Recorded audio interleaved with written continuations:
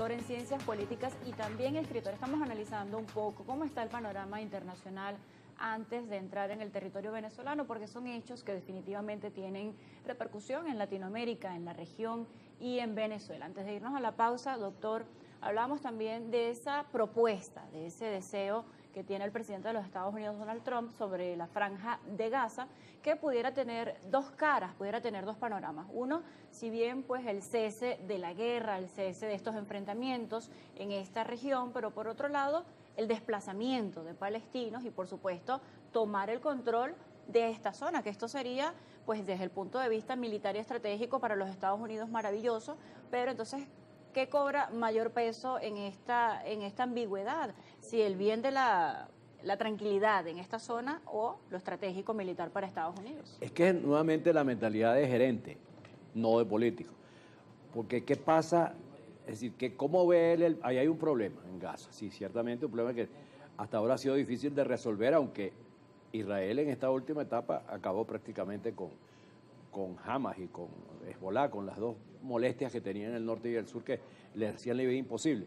Ajá, pero ¿qué pasa? Tienes un problema ahí, tienes una población hostil a los Estados Unidos, hostil a Israel, ese es un problema. Pero ¿cómo lo resuelves tú? Mandándolos a recursos humanos. O sea, tú los sacas de ahí, se los mandas a otros países, se los mandas a Egipto o a Jordania, que carguen ellos con... Es una visión incluso racista. O sea, estos son árabes, carguen ustedes con su problema. Y vamos a dejar esto limpio y vamos a hacer nada menos y nada más que una zona vacacional. Eso es una visión absolutamente espeluznante, sin embargo, orwelliana. Esta propuesta ha tenido letras pequeñas, como se dice en lo cotidiano, porque hablan de ocupar este espacio, pero dice que los propios países que están involucrados en esta zona tienen que encargarse de la reconstrucción bien, pero luego son de órdenes, la guerra. Son como letras pequeñas. Él como secretario de director ejecutivo de la empresa, él da órdenes de lo que tiene que hacer lo que tiene que hacer el otro, pónganse de acuerdo, saquen a esa gente, mándenla por aquí, que es una visión absolutamente estúpida de la política. El rey Jordano reaccionó también, hablaba de Israel. Hay países, Israel sí, pero Jordania no. Hay países Egipto, que no están de acuerdo con esta propuesta de los Estados Unidos. Entonces esto puede acercar o alejar la paz en esta zona. ¿Qué va a pasar? Eso es lo que te iba a decir. Ahora, tú te imaginas el efecto que eso puede cargar, que tú desarraigues una población y la metas en... Es decir, eso es un disparate que solo se le puede ocurrir a una gente que no tiene sentido de lo que es la política y cómo se manejan los fenómenos sociales y los fenómenos humanos. Pero también hay desplazados cuando hay guerras. Bueno, por supuesto, pero esos son efectos colaterales, no que tú vas a llegar con una planadora y una caterpillar a sacar a la gente y echarla para otro lado. Eso no existe. Pero lo que te digo es que eso va a traer problemas de recrudecimiento del terrorismo. En vez de resolver el problema, seguramente va a crear de esa población que van a remover como si fueran unos residuos. Va a surgir nuevos movimientos terroristas, eso sin duda. Están invitados a participar con nosotros a través del Telegram, primera página GB, por ahí sus comentarios, preguntas e inquietudes. Doctor, antes de cerrar el tema, Trump y todas estas nuevas políticas que está trayendo en este nuevo mandato.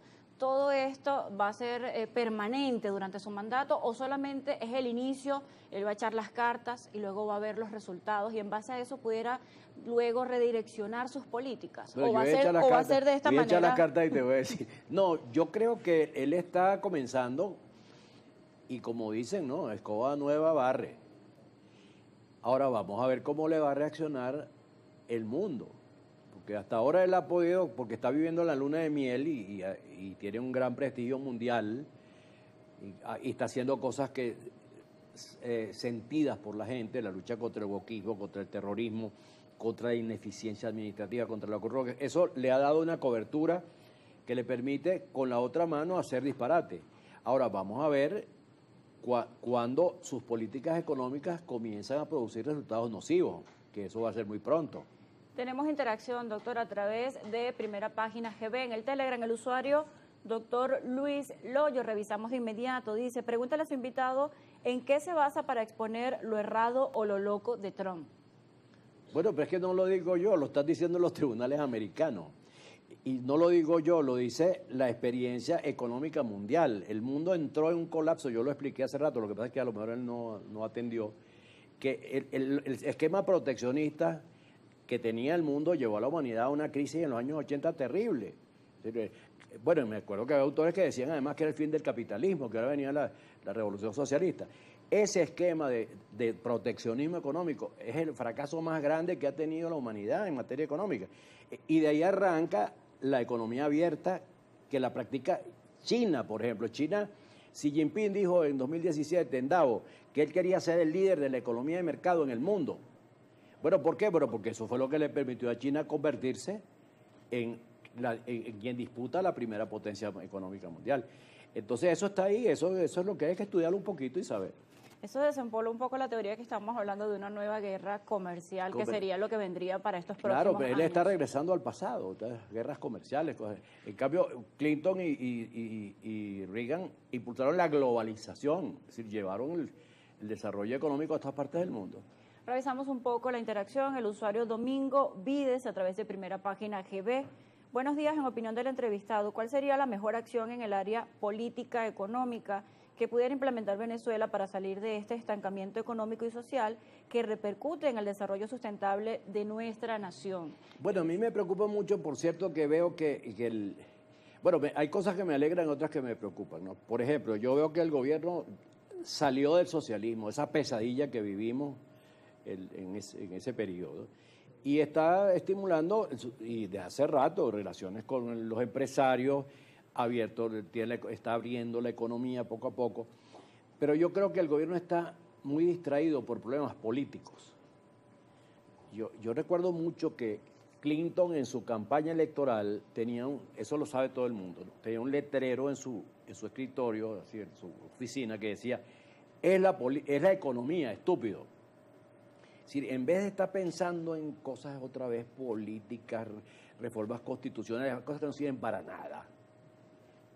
Porque el gobierno tiene que hacer un balance de cómo le ha ido con las dos constituyentes que ha tenido. ¿Para qué ha servido eso?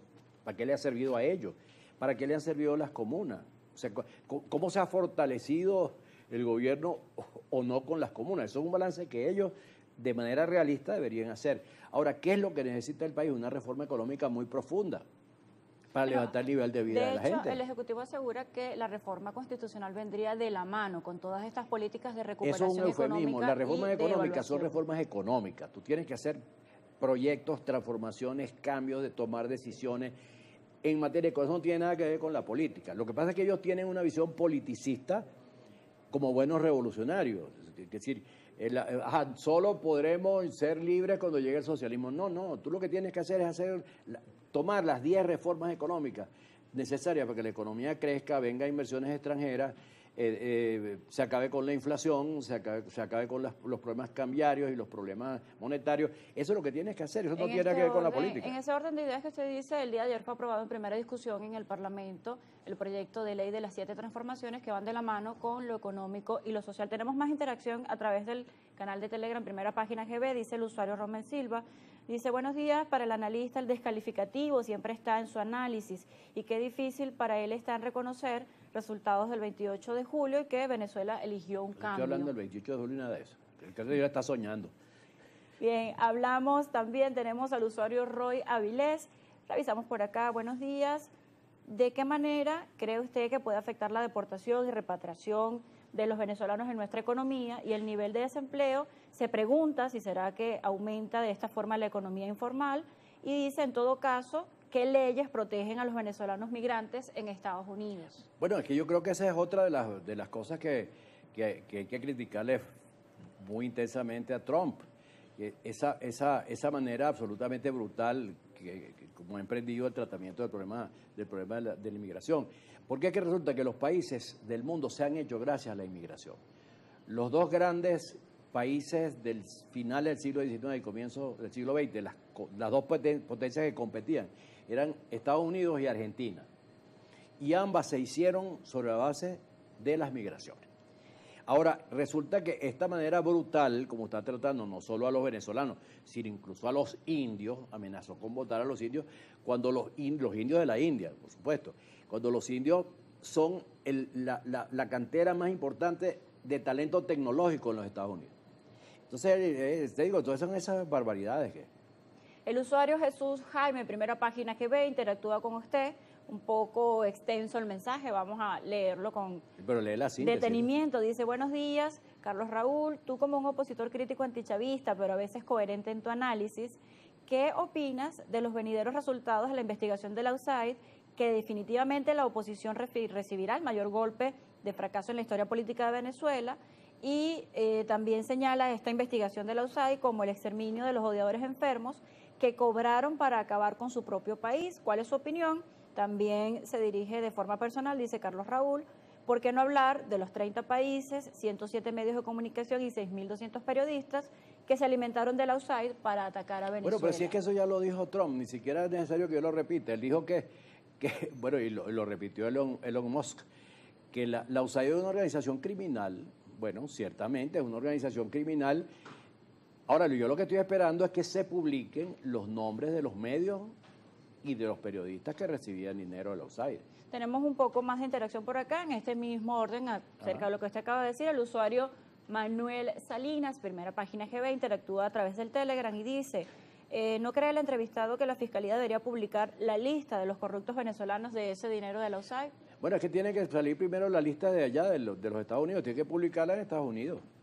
Y, por supuesto, yo creo que, no sé si la Fiscalía, pero yo creo que estamos obligados a conocerla aquí en Venezuela. Yo lo escribí ayer en el Twitter, estoy esperando que aparezca, porque hay, incluso yo recuerdo que hubo uno que dijo hace unos años atrás, con su cara de piedra, que ellos merecían recibir dinero porque ellos eran los defensores de la democracia. Entonces, que lo diga de nuevo, ¿no? Hay muchísima interacción a través de nuestro canal de Telegram a esta hora, muchísimas reacciones, comentarios, preguntas para nuestro invitado. Vamos con uno más. Dice, buen día, el usuario José Luis Quintero. Dice, buen día, ¿cómo las relaciones entre Estados Unidos y el gobierno de Maduro y por qué Trump no ha querido reunirse con Edmundo? ¿Será porque se retrata con el personaje de interinato de Guaidó? Y también se pregunta si Trump no quiere saber más nada de esa gente, refiriéndose a este sector opositor venezolano. Pero, ¿qué tiempo tenemos? Bueno, responde esta y yo lo llevo acá, yo lo guío. Bueno, mira, es que yo lo vengo diciendo hace años, que si Trump ganaba, no iba a hacer los mismos disparates que hizo en el periodo anterior, donde infló a Guaidó y entonces se apoyó en ese grupo de gente y les dio esa millonada, bueno, es decir, luego se les dio esa millonada de recursos, porque yo creo que él, como es un pragmático, que es al fin y al cabo un empresario malo o bueno, pero fue un empresario, él dice, bueno, estos señores de la oposición venezolana tienen 25 años diciendo las mismas cosas y fracasando igual. Yo necesito el petróleo venezolano con una sed insaciable. Y las refinerías de Estados Unidos, muchas de ellas, gran parte, están diseñadas para el petróleo venezolano. Tú sabes que las refinerías no son... Es decir, las refinerías y el petróleo y los países productores son un matrimonio fiel, donde no puede haber cacho, porque las refinerías se construyen para un tipo determinado de petróleo. Bueno, entonces el petróleo venezolano está hecho para las refinerías en Estados Unidos. Entonces, ¿qué pasa? Que él necesita el petróleo venezolano. Ahora, ¿cómo consigue el petróleo venezolano? Como está haciendo, sencillamente estableciendo buenas relaciones con Maduro, dejando a esos señores locos que tienen 26 años matando la misma cucaracha y no pueden. Y, bueno, entenderse con quien atiende el teléfono. Eso es una de las cosas del pragmatismo. Doctor, nos hemos quedado sin tiempo, debemos concluir. ¿Cómo ve usted la participación ciudadana para el próximo 27 de abril? Por un lado, un presidente de la República que se reúne con un enviado de Estados Unidos, también una oposición que se ve un poco afectada por el escándalo de la USAID y una oposición más centrada que tiene intenciones de ir con candidaturas únicas para estas elecciones regionales. Pero fíjate de que forma precisa, ya nos hemos quedado sin tiempo. ¿Cómo ve la participación ciudadana el próximo 27 de abril? Bueno, pero es que yo no sé cómo, no he leído encuestas sobre la intención de voto, pero lo que te quiero decir es que la participación ciudadana es una cosa, pero me preocupa mucho que la oposición está dividida en tres bloques.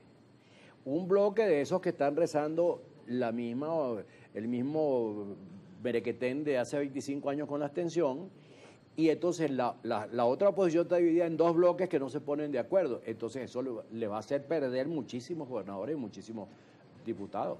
Bien, agradecidos con su presencia el día de hoy en Primera Encantado. Página. Doctor Carlos Raúl Hernández, doctor en Ciencias Políticas y también escritor. Hacemos una nueva pausa en Primera Página. A la vuelta, nuestra compañera Raimar Colmenar.